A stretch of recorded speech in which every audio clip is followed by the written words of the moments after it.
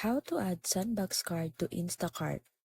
First, open the Instacart app on your phone and make sure you are logged in. Tap the three horizontal lines in the top left corner to open the main menu. Then select your account settings.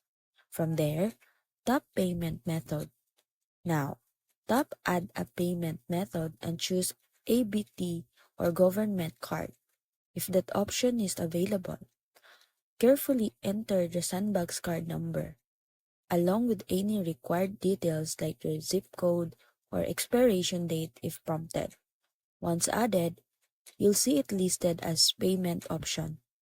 When shopping, make sure to choose items that qualify for ABT or Sandbox. They are usually be labeled at checkout and select the Sandbox card as your payment method before placing the order. And that's it.